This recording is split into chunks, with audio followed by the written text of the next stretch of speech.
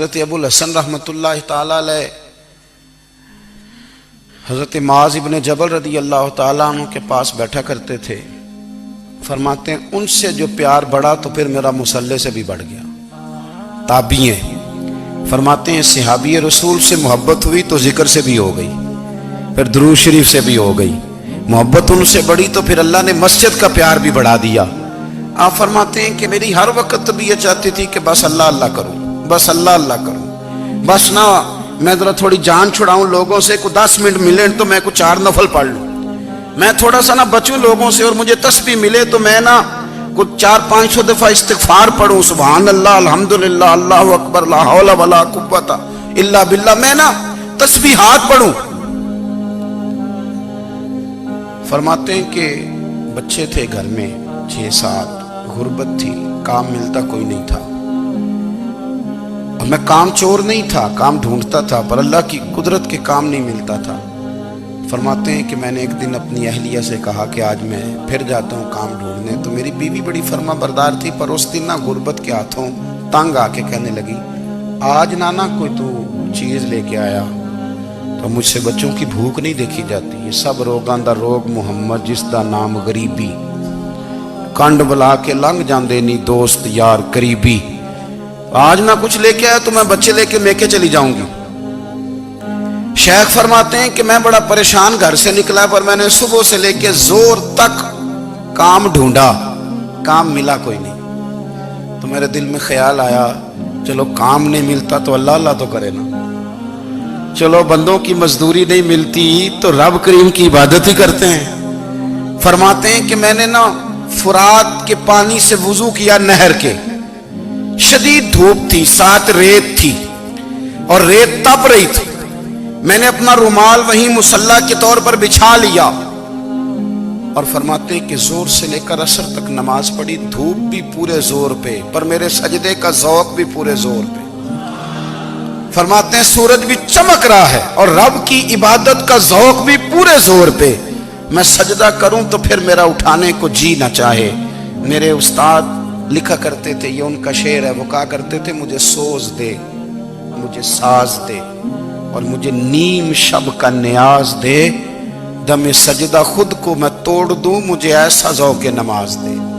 اور میں تیری بہار کا پھول ہوں, میں کھلا بھی ہوں تو تیرے لیے, مجھے میری شاخ سے توڑ لے, مجھے اپنی زلف کا ناز دے. بھائی فرماتے ہیں کہ عصر تک میں نے نفل پڑھے, دل ڈھلنے لگا, عصر کی نماز پڑھی اور میں وہاں سے چلا.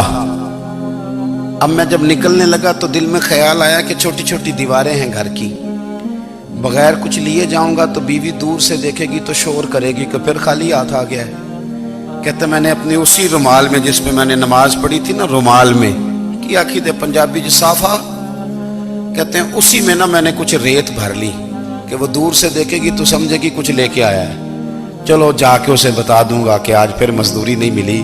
کہتے ہیں وہ ریت لے کر جب میں گھر میں گیا تو پہلے بیوی دروازے پہ کھڑی ہوتی تھی, پوچھتی تھی خالی ہاتھ آ گئے ہو؟ آج میں نے دیکھا تو ہے ہی کوئی نہیں. فرماتے ہیں میں اندر داخل ہوا, سلام لیے, کونے میں نے وہ رومال رکھ دیا اور میں نے آواز دی کہ بھلی مانس کہاں ہو؟ تو وہ کہنے لگی آپ منہ ہاتھ دھو لیں, میں روٹی لے کے آئی. میں نے کہا روٹی کہاں سے آ گئی؟ یہاں تو کئی دنوں کے فاقے, تو کئی دنوں کی غربت ہے, یہاں تو اس گھر میں تو فقیری ہے. فرماتے ہیں کہ وہ روٹی لے کے آئی اور اس وقت کی جو موجودہ نعمتیں تھیں, سمجھنے سلاد اچار ہر چیز ساتھ لائی. میں نے کہا کہ بچے کہاں گئے؟ کہنے لگی وہ کھانا کھا کے کھیلنے گئے, آپ کھانا کھا لیں آ جاتے. کھانا اس نے چن دیا. میں نے حیرت انگیز لہجے میں ساری نعمتیں اپنے دسترخوان پہ دیکھ کر کے بیوی سے پوچھا یہ کہاں سے آیا کھانا؟ بچوں کو تو نے کہاں سے کھانا کھلایا؟ یہ سارا کچھ کیسا ہے؟ کہنے لگی پتہ نہیں آج آپ کس کریم کی مزدوری کرنے چلے گئے تھے, پتہ نہیں کس کریم کی, میرے گھر میں تو اتنی نعمتیں آئی ہیں کہ مجھ سے سنبھالی نہیں جا رہی, اتنا اناج ہے, اتنا گندم ہے, کس کریم کے دروازے آج چلے گئے تھے؟ یہ کہتے کہتے وہ اٹھی اور اٹھ کر کے کہنے لگی پہلے بڑا کچھ آیا تھا, اب کیا لے آئے ہو؟ اور جا کر کے نا اس نے وہ ریت والا رومال کھولا کہنے لگے میں تو لے کے آیا تھا ریت، تو میرے رب نے اسے بھی سونے اور ہیرے بنا دیا تھا۔ جب آپ کی توجہ اللہ کی جانب، میرے نبی پاک صلی اللہ تعالی علیہ وسلم نے فرمایا ہر چیز اپنے رب سے مانگ، ہر چیز مانگ، ہر چیز مانگ۔ یا رسول اللہ کیا کچھ؟ میرے محبوب نے فرمایا تیرے گھر میں نمک بھی ختم ہو جائے تو وہ بھی اپنے رب سے مانگا کر، تو مانگنا وہ تجھے دے گا، تو اس کی بارگاہ میں کشکول طلب دراز تو کرنا۔ اور ترمذی شریف میں عجیب لفظ ہے، رسول کائنات نے فرمایا، رب کریم فرماتا ہے جب میرا بندہ ہاتھ اٹھاتا ہے نا تو مجھے حیا آتی ہے کہ میں خالی کیسے لوٹا دوں اس کے۔ اتنے بڑے بادشاہ کی بارگاہ میں، او بھائی لوگوں سے عزتیں تلاش کرتے ہو تو وہ کیا تمہیں عزت دیں گے؟ وہ تو کل اچھا کہتے ہیں پرسوں برا کہنے لگ جاتے ہیں۔ لوگوں کے سامنے گڈ بک میں آنا چاہو گے تو وہ تو سویرے تمہارے بارے میں کچھ کہیں گے، شام کچھ اور کہیں گے۔ اپنی روحانی زندگی آباد کریں، اپنے مسلح کو وقت دیں، اور دنیا سے چھپ کر اس موبائل کو بند کر کے اور اپنے آپ سے بھی چھپ کے اور تنہا ہو کے چھپا کے سارا کچھ اپنے آنسو اپنے رب کی بارگاہ میں پیش کریں، اس کے حضور حاضری دیں۔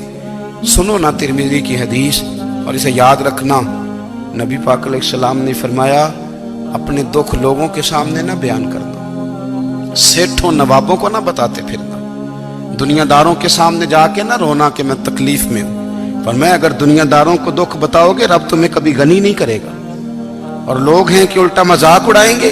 آپ کی جس سے بڑی پکی یاری ہے نا، پکی، وہ تب تک پکی ہے جب تک آپ نے 50,000 مانگا نہیں، اور جس وقت آپ نے کہہ دیا کہ میں مجبور ہوں میری مدد کر تو پھر ختم ہو گئی دوستی۔ لوگوں کی تعلقات آپ کے ساتھ تب تک ہیں جب تک آپ ان سے کوئی ضرورت وابستہ نہیں کرتے۔ کریم محبوب فرمانے لگے بندوں کے سامنے دکھ نہ بیان کرنا، اللہ تجھے کبھی غنی نہیں کرے گا۔ تو اپنے دکھ اپنے رب کو بتا، تو دعائیں مانگ، تو اس کی بارگاہ میں حاضر ہو، تو اس کے حضور عرض کر۔ فرمایا اپنے دکھ اپنے رب کو بتا، وہ جلدی کرے یا دیر سے کرے تجھے ساری دنیا سے بے نیاز کر دے گا، تجھے کسی کا محتاج نہیں رہنے دے۔